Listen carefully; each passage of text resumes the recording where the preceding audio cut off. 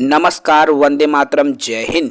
स्वागत है आप सभी का आपके अपने YouTube channel CG job education में।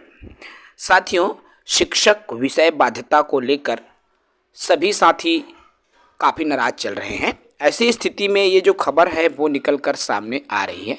तो क्या सच में वर्ग 2 में विषय बाध्यता समाप्त है और उसे नियम के तहत समाप्त किया गया है? शिक्षक पद पर जो विषय बाध्यता है साथियों, इसको लेकर सरकार ने 17 पेज का जवाब बना लिया है। अब वो कोर्ट में प्रस्तुत करने वाला है। जी हाँ, इसके बारे में हम पूरे विस्तार से चर्चा करेंगे। जो साथी नए होंगे हमारे चैनल को सब्सक्राइब कर लेंगे भाई, ताकि इस तरह की अपडेट्स आप सभी साथियों को मिलती रहे। चलिए सीधे वीडियो पर आते हैं। देखिए साथियों, जैसा कि आप जान रहे हैं कि वर्तमान में जो शिक्षक विषय बाध्यता को लेकर केस लगा हुआ है, याचिका लगा हुआ है, तो गायत्री वर्मा जी के द्वारा ये जो विषय बाध्यता है उसको लेकर माननीय हाई कोर्ट में पिटीशन दायर की गई थी। ठीक है, सरकार सीधी भर्ती के लिए जो राजपत्र में संशोधन किया है उसी के खिलाफ गायत्री वर्मा जी ने राजपत्र को ही चैलेंज दिया था। कुछ दिनों पहले सरकार को माननीय हाई कोर्ट के माध्यम से एक नोटिस प्राप्त हुआ है, आप सभी साथी जान रहे हैं। उस पर सरकार को जवाब देना है। तो गायत्री वर्मा के नाम से 17 पेज का जवाब भी तैयार कर लिया है सरकार ने। ठीक है, अब मैं जहां देखो, ये जो 17 पेज का जवाब है वो कहता क्या है भाई, उसमें वास्तव में अगर बात करें नियमों की तो क्या कहता है, हम पूरे क्रमवार चर्चा करें तो देख सकते हो। याचिकाकर्ता ने केवल विषयवार भर्ती की बात की है, मेरिट की बात नहीं की है, क्योंकि भर्ती मेरिट के आधार पर की जाएगी। देखिए, विषयवार भर्ती को लेकर ही चुनौती किया गया था। ठीक है भाई, तो उन्होंने उसी की बात की थी। यह जो अधिसूचना है, जो नोटिफिकेशन राजपत्र जो प्रकाशित किया है, वो भारत के संविधान के किसी भी प्रावधान का उल्लंघन नहीं कर रहा है। पहली पॉजिटिव बात याद रखना भाई। देखो, यहां पर पहली बात तो उन्होंने क्या किया है, विषय भर्ती को लेकर चुनौती दी है, मेरिट को लेकर नहीं, जबकि भर्ती मेरिट के आधार पर हो रही है। दूसरी बात क्या है, जो राजपत्र के नियम हैं, भारत के संविधान में जो नियम उल्लेखित है उसी नियम के आधार पर ये जो विषय बाध्यता है उसको समाप्त किया गया है। अर्थात किसी भी तरीके से संविधान के नियम का उल्लंघन नहीं हो रहा है।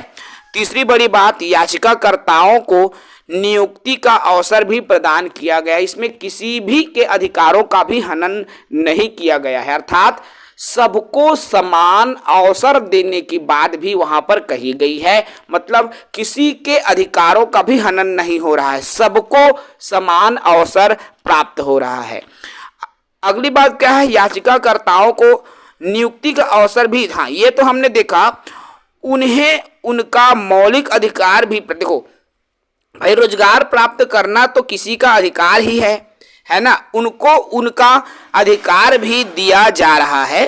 ठीक है, कोई व्यक्ति इस आधार पर देखो वैधानिक नियमों को चुनौती नहीं दे सकता कि मात्र नियुक्ति के अवसर प्रतिकूल प्रभाव। देखो भाई, हर वो नियम सही है, सरकार के पास वो अधिकार है कि सरकार जो है संशोधन कर सकता है, और यह पूरी तरीके से संविधान के नियम के अनुकूल है। किसी भी तरीके से सरकार द्वारा नियमों का उल्लंघन नहीं किया गया है। राज्य सरकार ने स्वविवेक से और पिछले जो अनुभव है, अर्थात साथियों पिछले भर्ती में 2019 की भर्ती में बहुत सारे जो पद है, जिसमें गणित के पद, विज्ञान, अंग्रेजी के पद रिक्त हो गए थे, उसी को ध्यान में रखते हुए स्वविवेक से निर्णय लिए हैं कि रिक्त पदों की भर्ती के लिए, उनको भरने के लिए जो है विषय बाध्यता को समाप्त किया जाए, क्योंकि पूरे अभ्यर्थी पदों के लिए प्राप्त नहीं हो रहा है। चूंकि किसी भी विषय में स्नातक में 10वीं कक्षा तक विज्ञान, गणित, अंग्रेजी जैसे विषयों का अध्यापन किया है, वो कक्षा 8 तक पढ़ा सकता है। साथ ही पिछली भर्ती 2019 में जो 10,834 पद ही भर पाए हैं और 3,746 पद अभी भी खाली है। इसी को ध्यान में रखते हुए ये चुनौती दी है। ये सरकार के द्वारा पक्ष रखा गया है साथियों, जो बिंदु रखा गया है हम उसी की बात यहाँ पर कर रहे हैं, ठीक है। साथ ही ऐसे कई स्कूल जिसको जो कि एकल शिक्षकी है, शिक्षक विहीन है, वहाँ पर भी शिक्षक पहुँच जाए, ये भी एक प्रमुख वजह है कि इसमें विषय बाध्यता को समाप्त किया गया है। विज्ञान और गणित विषय वाले अभ्यर्थियों की संख्या अन्य विषयों के अभ्यर्थियों से कम होती है, जिसकी वजह से यहाँ के जो सीट है नहीं भर पाते, और ये भी एक प्रमुख वजह है कि विषय बाध्यता को समाप्त किया गया। विज्ञान और गणित विषय पढ़ाने के लिए समय समय पर SCERT द्वारा, आप सभी जान रहे हैं भाई, गणित विषय, विज्ञान विषय, सभी विषय, अंग्रेजी विषय का भी प्रशिक्षण प्रदान किया जाता है। तो बीच बीच में प्रशिक्षण भी दिया जा रहा है, तो बिल्कुल उनको समस्याएं नहीं आएंगी। साथ ही साथ राज्य शासन, देखो, राज्य भारत के संविधान के अनुच्छेद 309 के तहत अपनी शक्ति का प्रयोग कर रहा है, जैसा कि राजपत्र में संशोधन के मामले में वो किया हुआ है। यह विशुद्ध रूप से राज्य सरकार का एक नीतिगत फैसला है। ये राज्य सरकार की सोच है कि हमने सही निर्णय लिया है, जिसमें सभी पक्षों को समान अवसर भी प्राप्त हो रहा है, और स्कूल विहीन या एकल शिक्षकी स्कूलों में भी शिक्षकों की कमी की भरपाई कर ली जाएगी। ये जितने भी पॉइंट है साथियों, वो पॉइंट जो सरकार द्वारा हाई कोर्ट को अभी सौंपा जाएगा, हाई कोर्ट में वो जाएगा, ठीक है।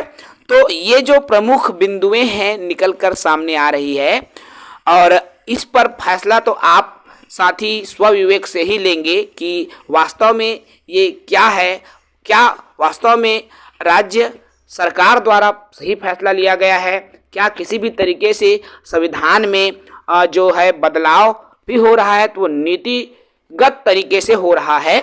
तो ये फैसला तो आप भी ले सकते हैं साथियों। तो फिलहाल इस वीडियो में इतना ही। जय हिंद, वंदे मातरम।